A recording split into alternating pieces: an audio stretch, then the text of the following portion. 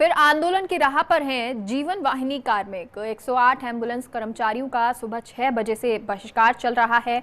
8 घंटे काम, वेतनमान में बढ़ोतरी समेत कई मांगों को लेकर ये आक्रोश जता रहे हैं।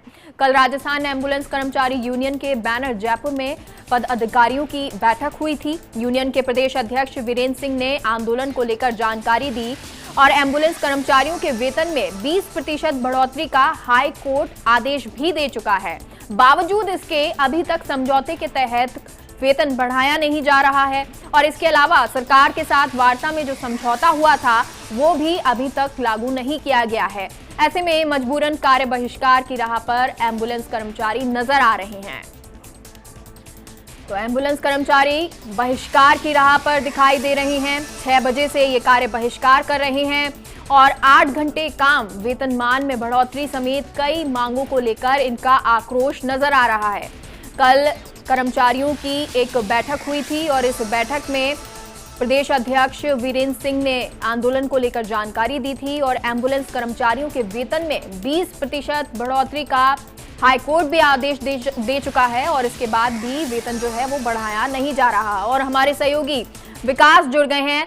विकास, आप इस वक्त कहां मौजूद हैं? एम्बुलेंस कर्मचारी जो है सुबह 6 बजे से बहिष्कार कर रहे हैं, तो क्या ऐसे में ये सभी लोग इकट्ठे होकर कर रहे हैं या फिर अपनी अपनी जगह पर ये बहिष्कार कर रहे हैं?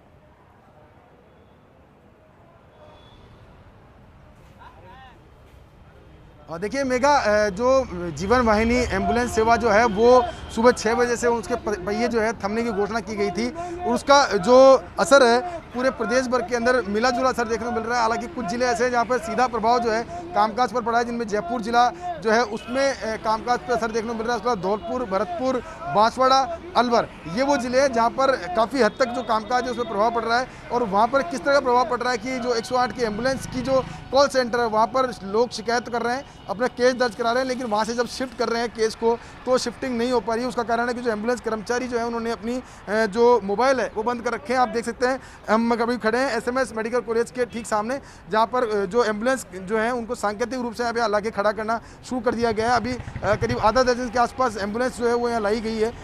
एम्बुलेंस कर्मचारी जो यूनियन के अध्यक्ष हैं उनसे हम बातचीत करते हैं, क्या मांग है और क्या आंदोलन रहेगा, आंदोलन की रूपरेखा किस तरह से रहेगी। सर, एम्बुलेंस जो है आज से पहिए थमने की बात कही गई है, क्या आंदोलन है, क्या मांगे हैं और लोग परेशान हो रहे हैं, आपको क्या लगता है हड़ताल ज़्यादा जरूरी है, आपकी मांगे ज़्यादा जरूरी है? देखिए, पिछले 10 साल से कर्मचारी एम्बुलेंस सेवा में काम कर रहे हैं और पिछले 10 साल में यदि कोई बढ़िया की दुकान पे भी काम करता था आज 15-20 हज़ार रुपये सैलरी उसको मिलती, लेकिन ये लोग 10 साल से 7,000 8,000 में ही जा रहे हैं। हमारी मांगे ये है कि हमारी जो वेतन है वो बढ़ना चाहिए, हमारी ड्यूटी आवर्स वो 12 घंटे वो 8 घंटे होना चाहिए, हमारे संविदा कर्मी कमेटी जो बनी हुई उसमें शामिल होना चाहिए।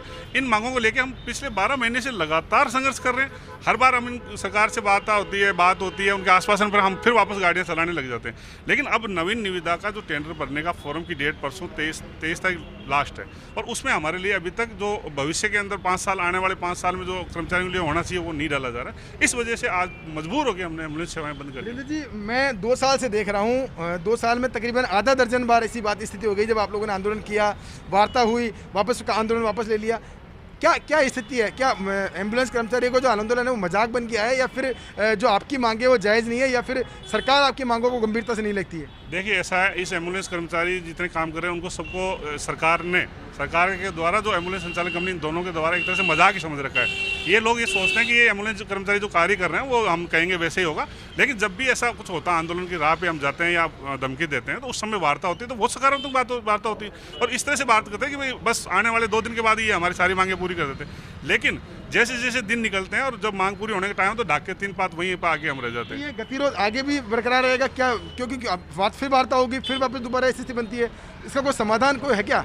इसका समाधान यही है कि अब अगर सरकार वार्ता करती है या हमारा समाधान करना चाहती है तो हम जो उनको मांग रहे हैं हमने उनको लिखित में दे रखा, हमारी 5 मांगे जो है वो हमें लिखित में सरकार के कागज के ऊपर हमें दे दे और उसको लागू कर दे, हम गाड़ियाँ चालू कर दें। अभी तक भी लिखित में देगी आपको समितियाँ जो हमें लिखित में दिया है, लेकिन जैसे मान लो लिखित में ये दे कि आपके लिए 8 घंटे ड्यूटी कर दी जाएगी, लेकिन जब आरएफबी के नियम आते हैं उसके अंदर हमारे सामने ये लिखा जाता है कि ठीक है 8 और शिफ्ट है, एक पॉइंट की बात करते हैं, लेकिन जब वो आरोपी बाहर आती है नेट पे, उसके अंदर वापस घूम के वो 12 घंटे कर देते हैं। मतलब कहाँ कितना असर देख रहे हैं? सुबह 6 बजे से कार्य बहिष्कार आप कह रहे हो, कितना असर देखते हैं पूरे प्रदेश भर में? देखिए, पूरे प्रदेश के अंदर पूरी एम्बुलेंस पूरी तरह से बंद है। ये कोरोना काल चल रहा है, 144 धाराएं भी लग रही है और काफ़ी चीज़ें कि हम इकट्ठा नहीं हो सकते, इसलिए सारी गाड़ियाँ अपनी अपनी जगह खड़ी करके, कुछ गाड़ियाँ हैं जो हम लेके यहाँ आए हैं, बाकी सब गाड़ियाँ अपनी जगह, कोई मूवमेंट कहीं पे मूवमेंट नहीं हो रहा है। देखिए मेगा, ये कर्मचारी यूनियन के प्रतिनिधि है, उन्होंने बताया किस तरह से कि जो आंदोलन है वो 100% पूरे प्रदेश में लागू है और साथ में जो भी उनकी जो मांगे हैं उन पर जब तक पूरी तरह से सहमति नहीं बनती है, उनका क्रियान्वयन नहीं होता, तब तक अब एम्बुलेंस कर्मचारी जो है काम पर नहीं लौटेंगे। जी, लेकिन विकास, क्योंकि सरकार पर इसका प्रभाव बाद में पड़ेगा, लेकिन बहिष्कार का प्रभाव सबसे पहले आम लोगों पर पड़ेगा। तो जब इन्होंने बहिष्कार के लिए बैठक की, क्या उससे पहले चेतावनी कोई सरकार को इन्होंने दी थी?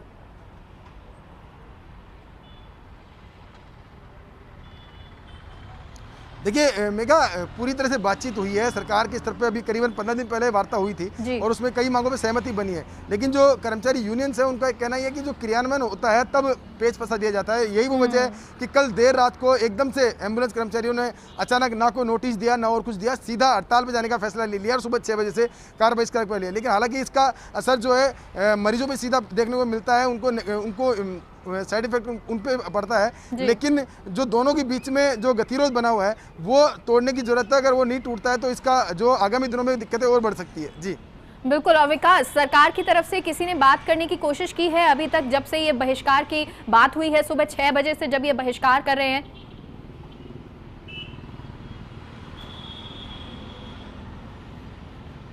देखिए, सुबह 6 बजे से कार्य बहिष्कार का जो ऐलान किया गया था और जो सेवा प्रदाता कंपनी है जीवीके एमआरआई, वो पूरा मॉनिटरिंग कर रही है, जिलों की रिपोर्ट्स ले रही है। वहाँ से रिपोर्ट्स लेने के बाद में वो सरकार को अपनी रिपोर्ट पेश करेगी, जिसमें बताएगी कि कितना कामकाज प्रभावित हो रहा है, क्या हालात है और कैसे वो मैनेज कर पा रहे हैं उसके बाद में। और अभी तक सरकारी स्तर की बात करें तो अभी 10 बजे हैं, सरकारी दफ्तर जो है अब खुलेंगे, सारा जो प्रक्रिया है वो होगी। लेकिन बिल्कुल जो सवाल है वो इस बात को लेकर के है कि कल देर रात को जिस तरह से आंदोलन का ऐलान किया गया है, देर रात को कहा गया है कि हम कल सुबह से बंद कर देंगे, कार्य बहिष्कार कर देंगे, तो सरकार को भी कुछ समय दिया जाना चाहिए था, बताया जाना चाहिए था कि हम ऐसा करने जा रहे हैं, वो नहीं दिया गया है। उसके चलते अब स्थिति सीधी है कि जो करीब आधा दर्जन जिले हैं वहाँ पर कामकाज सीधे तौर पर प्रभावित नजर आ रहा है। जी चलिए, बहुत बहुत शुक्रिया विकास आपका पूरी जानकारी के लिए। तो